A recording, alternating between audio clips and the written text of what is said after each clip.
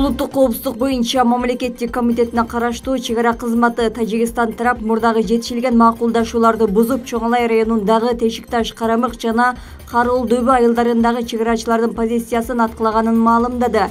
Биздин чек арачылар алгач жооп катары ок атып, бирок кырдаалды курчутпоо үчүн биринчилерден болуп ок атууну токтотту деп айтылат маалыматта.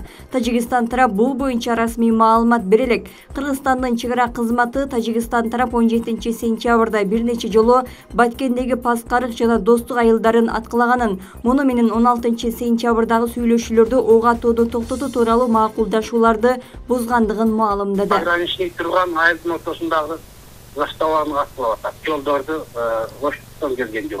Оор асты менен атат. Биздин тоонун маржагында болгондон биздин пограничтер күч структуралары тоонун башында кайсан бербей турат. Елдеди кеше эвакуация кылганбыз, бүгүн кечинде күч болгон кайтып келгендерди дагы эвакуация кылып атабыз. Райондон дароо коргон райондун центри ошодон ары Чоңалай территорияга одан калгандар ош тарапка чыгып кетти деп атабыз.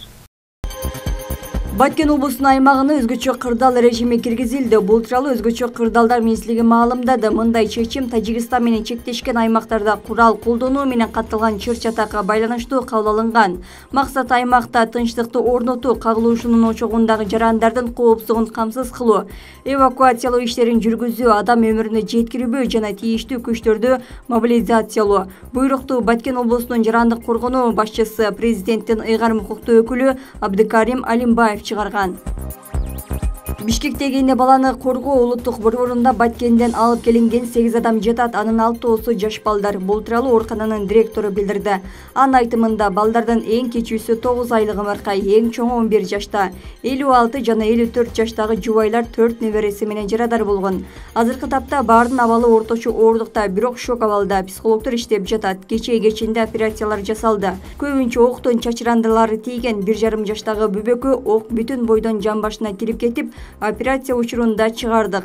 Алгач 2 баланын абалы оор болуп реанимацияга жаткырганбыз. Бүгүн жакшы болуп жалпы бөлүмгө котордук.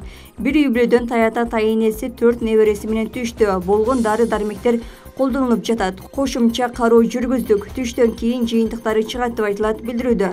Саламаттыкты сактоо министринин соңку маалыматы боюнча тажик тараптын кол салуусунан 103 кыргызстандык жарадар болгон. 9 ай, 1 жаш, 3 жаш, 4 жаш, 11 жаш 5 класстын окуучусу. Азыр балдардын абалы жакшы,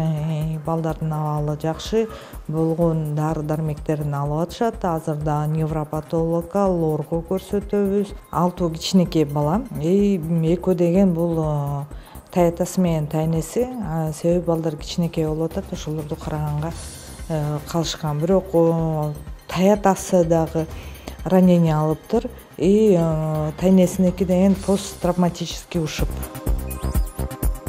Баткен районунан жана Баткен шаарынан кадам жайган 23 миңге жакын адам эвакуацияланып келген. Арасында кош бойлуу келиндер дагы бар. Алардын 16 сентябрда Кадамжай райондук ооруканасынын төрөт бөлүмүндө көз жарды. Бул тууралуу Кадамжай районунун акиминин орун басары Мейирхан Асанова билдирди. 2 ымыркайдын тең абалы жакшы, энелери дагы жакшы. Эвакуацияланып келгендердин арасында кош бойлуу келиндер жана айрым балдар медициналык жардамга муктаж болушту.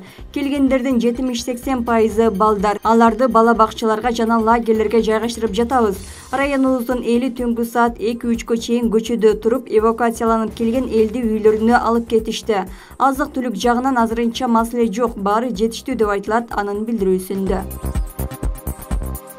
Баткендеги чек ара жаңжалынан жабыркагандарга кан берүүнү каалаган жарандар көп болуп жатканына байланыштуу Бишкектеги республикалык кан борбору дем алыш күндөрү дагы штаттык режимде иштейт. Бул тууралуу аталган борбордун жетекчиси Бакыт Карабаев билдирди.